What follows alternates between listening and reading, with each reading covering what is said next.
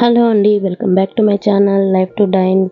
So ఇవాళ ఏంటంటే Vinayaka Chavithi celebration తర్వాత ఎవ్రీ ఇయర్ నేను వినాయకుని చూడడానికి వెళ్తాను. సో అలాగే వెళ్తున్నాము. బయటకు వచ్చినాక రేపు మార్నింగ్ ఇక్కడ అన్నదానం జరుగుతుంది రండి అని ఇన్వైట్ చేస్తున్నారు మా ఇంటి ముందు.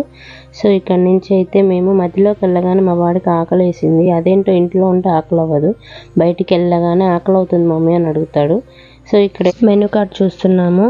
బట్ ఏంటంటే ముగ్గురికి కలిపి తీసుకుంటే విడివిడిగా 300 దాకా అవుతుంది బిల్లు. అదే ఒక దోశ తీసుకుంటే ముగ్గురం కలిసి తినొచ్చు కదా అని నేను అన్నాను. సో ఆర్డర్ చెప్పాము. ఇక్కడ మేము ఏం చేస్తున్నామంటే ఆడుకుంటున్నాము ఇద్దరము. మా ప్రణవ్ ఈ మధ్య ఎక్కువగా అవెంజర్స్ చూస్తున్నాడు. అందులో క్యాపిటల్ మమ్మీ నేను, స్పైడర్ మమ్మీ నేను, అది మమ్మీ ఇది మమ్మీ అని నాకు ఈ మధ్య చెబుతున్నాడు.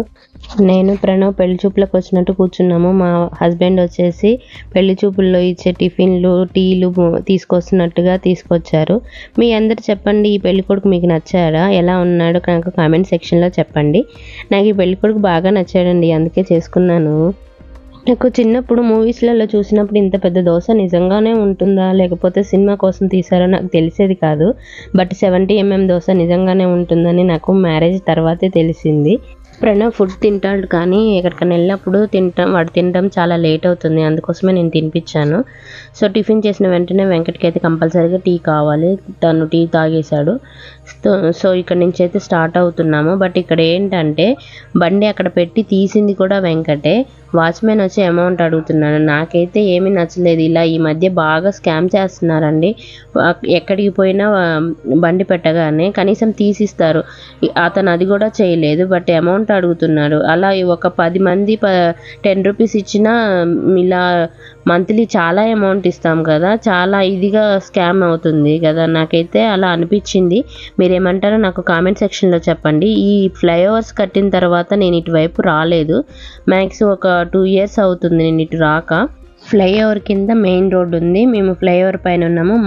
మా పైన ఇంకో ఫ్లైఓవర్ ఉంది. మేము మిడిల్లో గాల్లో వేలాడుతున్నట్టుగా ఫీలింగ్ వచ్చింది నాకైతే.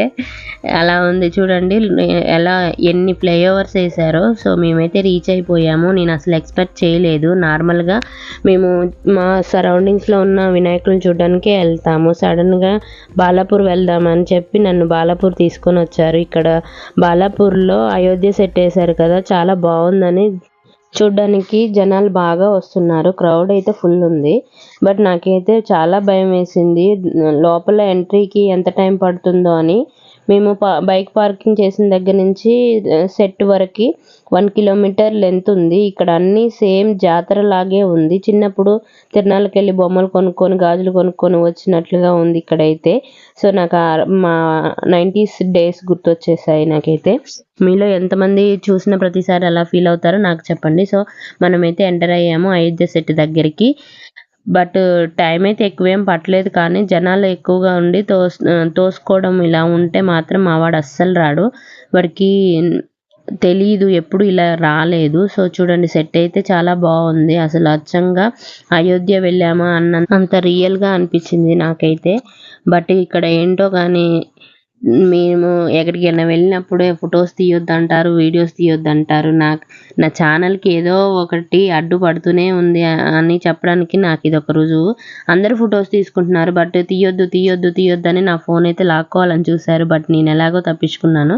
వెంకట్ని సెల్ఫీ తీయమని మేమందరం నిలబడ్డాము. నేను సెల్ఫీ తీస్తున్నారు అనుకొని చేయి చూపిస్తున్నాను, బట్ తను వీడియో తీస్తున్నాడు. ఇక్కడ చూడండి గర్క్ మంత్రులు వారు శ్రీరాముడు విగ్రహం చూస్తుంటే నాకైతే రియల్గా అక్కడ రాముల వారు వచ్చి ఉన్నారేమో అన్నంత ఇదిగా ఉంది. సెట్ మాత్రం చాలా అద్భుతంగా ఉంది. మనలో చాలామంది అయోధ్య వెళ్ళలేని వాళ్ళు ఇక్కడికి వచ్చి చూడొచ్చు అనే విధంగా జనాలు అయితే వస్తున్నారని నాకైతే అనిపించింది. అంతే కదండి, అందరూ అన్ని చోట్లకి వెళ్ళలేరు కదా. సో అయోధ్య వెళ్ళాలంటే మాటలు కాదు, చాలా దగ్గర కూడా లేదు మనకి. వెళ్ళడానికి కనీసం 3 డేస్ పైన పడుతుంది కదా ట్రైన్ జర్నీ చేసే వాళ్ళకైతే. సో అందుకోసమే వచ్చి చూస్తున్నారని నాకైతే అనిపించింది. సో మేమైతే ఇక్కడ చెప్పులు ఇప్పేసి వెళ్ళాం కదా, అక్కడ చెప్పులు కలెక్ట్ చేసుకున్నాము. ఇక్కడికి వచ్చినాక ఐస్ క్రీమ్ కావాలి అని అడిగాడు వెంకట్తో పాటు ప్రణవ్ కూడా తీసుకొని ఐస్ క్రీమ్ తింటున్నారు. నాకు పళ్ళు తీపులు ఉన్నాయి బాబు, నాకు వద్దని చెప్పాను నేను.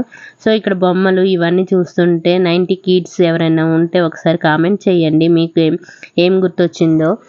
జాతరలకు వెళ్ళినప్పుడు మీరు ఎలా ఫీల్ అయ్యేవారో నాకు కామెంట్ సెక్షన్లో చెప్పండి. మా వాడు ఎక్కడ జెయింట్ వీల్ ఎక్కుతానంటాడో, ఎక్కడ ఆటలాడుకుంటాడు అంటాడో అని నాకు భయం వేసింది.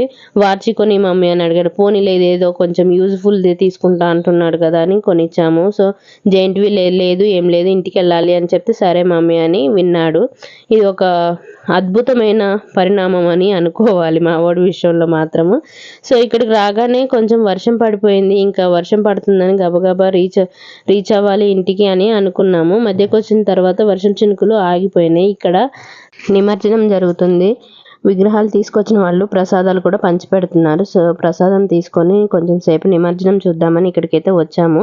ఆల్రెడీ నేను ఈ నిమజ్జనం వీడియో వచ్చేసి షార్ట్లో పోస్ట్ చేశాను, చూడని వాళ్ళు ఎవరన్నా ఉంటే చూడండి ఒకసారి. సో ఇక్కడైతే సూర్యుడు అస్తమిస్తున్నాడు, చాలా బాగుంది. సో ఇక్కడ నుంచి అయితే స్టార్ట్ అవుతున్నాము. సో ఇక్కడ నుంచి డైరెక్ట్గా ఇంటికి వెళ్ళిపోదాం, ఇంకా లేట్ అయిపోయింది, డిన్నర్ టైం అయిపోతుందని ఇంటికి అయితే బయలుదేరుతున్నాము. మధ్యలో ఎక్కడైనా వినాయకులు ఉంటే మళ్ళీ రీషూట్ చేయొచ్చులే అని అనుకున్నాము.